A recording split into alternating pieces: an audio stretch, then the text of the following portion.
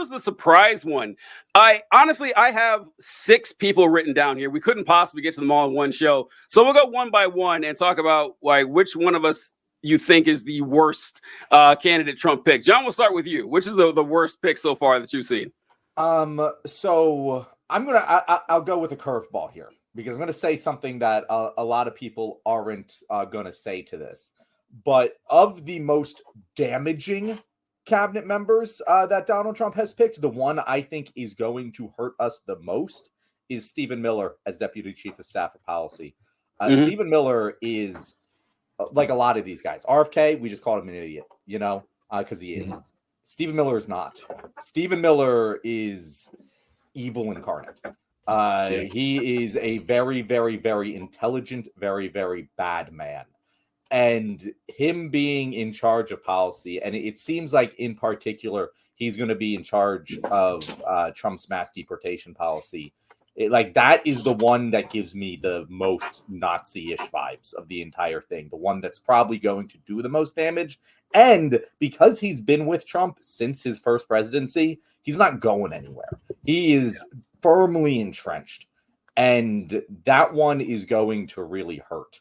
He said in a tweet, he said a lot of things, but one in particular, on election night, he said, quote, "Illegals are raping and murdering American children. All the men of America need to fulfill their duty, go to the voting booth, and end the invasion once and for all." If that doesn't sound like some Nazi-ass rhetoric to you, you're about to hear a lot more, and it's going to be coming because that man is actually capable of doing the crazy shit that he says, unlike a lot of these other cabinet positions. But that would be my pick for worst if you are going from a perspective of most damaging to this country. But there are certainly worse ones in just pure stupidity. But we'll get to those short. Tennessee, what do you think? Yeah, I think he's definitely probably the most dangerous of them all. He definitely concerns me the most, and I know we're going to get to more of them as we go through the show. But it's just one of them things where now they've got. I saw Brian Tyler Cohen say something that's kind of stuck with me. He's like, if there's any silver lining in this cloud at all, it's that now they've got what they wanted. So now they've got to deliver one way or the other. They're going to have to deliver to their base, and if they don't, it's going to be back. I think there's going to be backlash when they deliver and when they don't deliver. So they got everything they wanted. The ball's in their court, and now if they fumble, it could be a whole different ball game. Yeah, that is a pretty bad one. Both of those, I think. Stephen Miller, especially. I like Stephen Miller because he's the one who looks the most cartoonishly evil. I don't know. Yeah. It's always nice when a bad guy looks like a bad guy. And Stephen Miller, he really does. Yeah, right. It's like Stephen Tucci would play the shit out of him. Oh, he would. It'd be good. Yeah, like if you saw something like a wizard turned a rat into a human being, it would look a lot like Stephen Miller. I think we all agree on that one. And this was so I expected, me to have to pull the wild card, but John, you already did. But my wild card is going to be Mike Huckabee as the ambassador to Israel. That one, it's one of those things too where Trump knows like he's playing with house money at this point. He knows he can't be impeached. He knows he's not going to jail. He knows this is his last term. It doesn't matter what he does anymore. So he's putting in all the inmates to run this asylum. And Mike Huckabee, just like salt in the wound, we already know that Trump was going to be the worst person to handle the Israel-Gaza situation. But folks, just look up the statements Mike Huckabee has said about it. Mike Huckabee stated that as far as he's concerned, the West Bank doesn't exist. It's not a real thing. He says that it's Judea and Samaria. He refers to everything as being passed down from a biblical mandate. So it's not that necessarily that I think Israeli policy is going to be worse under Huckabee. I think it'll be the same. But the fact that they just go full bore and picking Mike Huckabee to show, oh, yeah, this is how insane our policy is actually going to be says a lot. That's where I disagree. I think it's going to be worse, TJ. I think that's just. I think the West Bank's Israel now. I think Gaza's Israel now. I think it's all Israel now. I think there is no Palestine in 4 years. No, I think that would happen either way, Huckabee or no Huckabee. I'm going to say Huckabee's not going to make it worse. No. Yeah. I would have, like, if Harris had won, I would have. No, I mean, under a Trump administration. Oh, no matter who it was. Okay. Yeah. Under Trump administration. I agree with that. Yeah. But yeah, between Huckabee as ambassador to Israel and Rubio as Secretary of State, Ukraine and Palestine are just fucked. They're just fucked. Yeah. We lost that war, and we're very sorry to the residents of those places because you're fucked. And I'm so sorry about it. Like, I'm saying it with levity because I have no idea how else to say it. It is truly a dark situation. Well, yeah, dark situations. We got to cover Matt Gaetz. Tenny Sobrano, throw it to you. Matt Gaetz, going to be appointed as Attorney General, was it? I mean, yeah, what's up with that?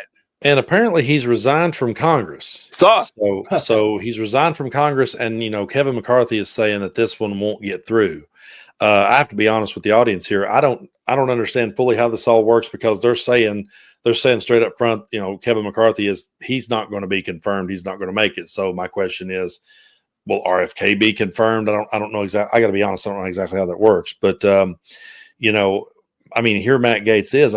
He's a guy who I worry about because he has such disdain already for the Department of Justice. He's already angry at them because he feels like the government's been weaponized against him. And that's one of the things, that they did such a, I'm not giving them credit here, but they just did such a job of like portraying the deep state and portraying, the weaponization of government to create them as the enemy that now if Matt Gaetz comes out swinging at them, MAGA's going to be sitting back cheering him on. They're going to be sitting back going, way to go. Yeah, get back at him, And I sometimes say to myself, okay, this would be like if Al Capone had a position of power like this. This would be like if Al Capone was put in office and suddenly it's like, hey, me and John Dillinger ain't so bad. You know what I mean? It's one of those moments where you look at people who surrounds himself with Trump and you think back on Matt Gaetz and how that he just sang his praises the entire time. Whatever Trump said, he was right there with it. Could it be because of all of the skeletons in his closet? And he knew, hey, if I surround myself with Trump, then I can get a pass, and MAGA will think the deep state was just coming after me. I worry about him because of his disdain for the department itself and what he will do now that, if he's confirmed and can have control over that. That's I worry about them all, but I do worry about him in that role for sure.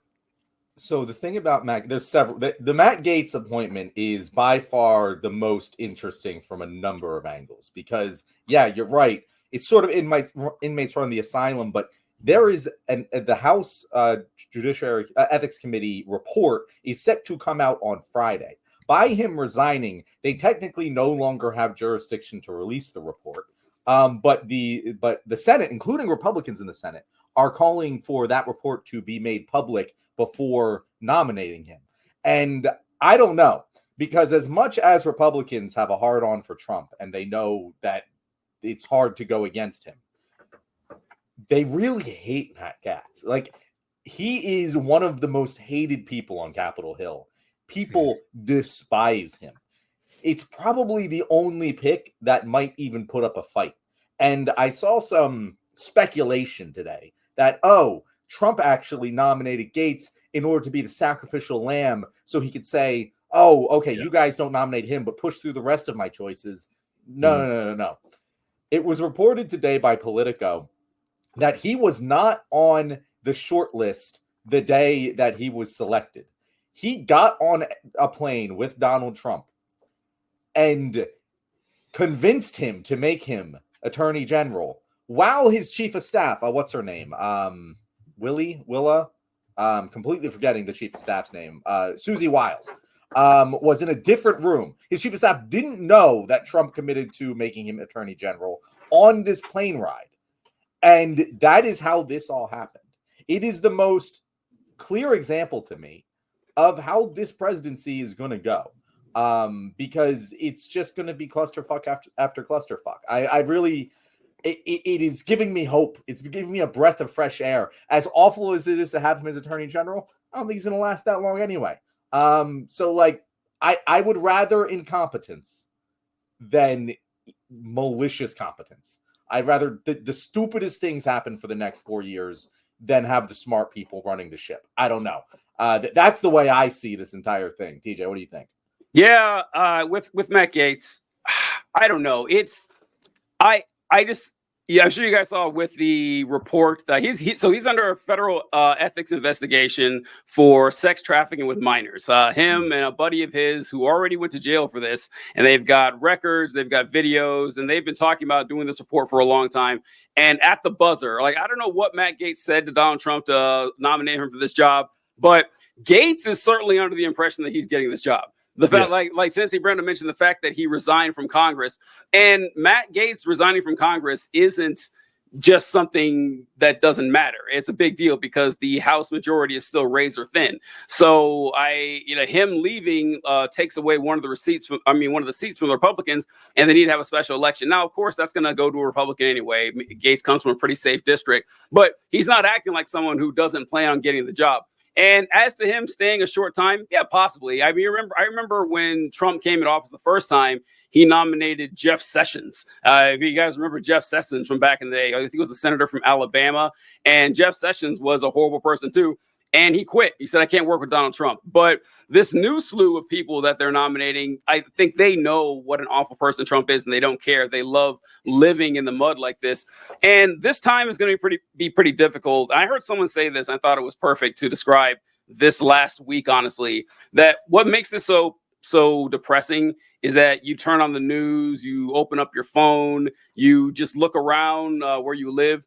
The worst people are insanely happy, and the best people are really depressed. That's just the best way to describe it. That you spend your entire life trying to live a certain way, trying to admonish people, trying to raise children, just trying to make the world a better place, just doing the best that you can. And then you have people who are just consumingly and hilariously evil in every sense of the word. And they're loving it. They cannot get enough of what's going on. And that's like, whether it's a success or a failure, well, I mean, it's definitely going to be a failure, but whether it's a catastrophic failure or a garden variety failure, it's still incredibly depressing. That's how I see it. Yeah, I agree. Go ahead. I was going to say, I'm interested to see how the Gaetz thing works specifically, because him resigning, you're right, it is a aggressive move. And one might say that it's a move that someone would make if they knew really damning evidence about their sexual relationship with a 17-year-old was about to come out on Friday, and they wanted to do everything to stop that from happening.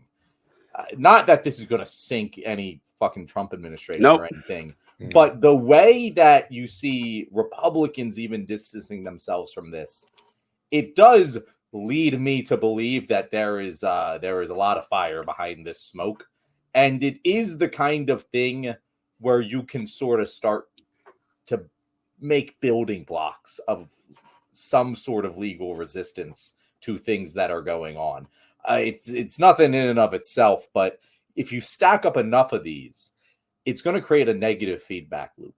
Because you mentioned, TJ, a lot of the worst people you know are very happy about these things.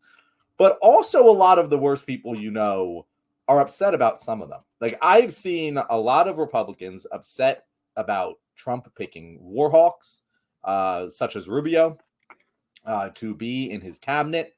I'm seeing cracks form. And the thing with Donald Trump is that he's a constant feedback loop. Like, he doesn't actually really have positions that he truly holds dear to himself. He's very much manipulated by getting people to like him. He's kind of like Homelander. Homelander became like him, to be honest. But like, it's a very accurate representation.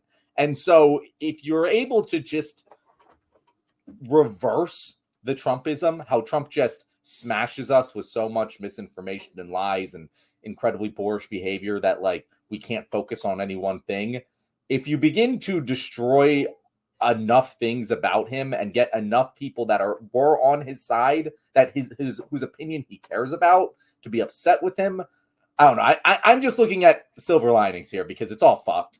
But I do think he is already making the bed that he's going to have to lie in, and it is not a very strongly fortified bed. I'm encouraged by the stupidity so far, to say the least. Yeah, I really feel like it's one of those things. I feel like we're just going to sit back and watch it self-destruct.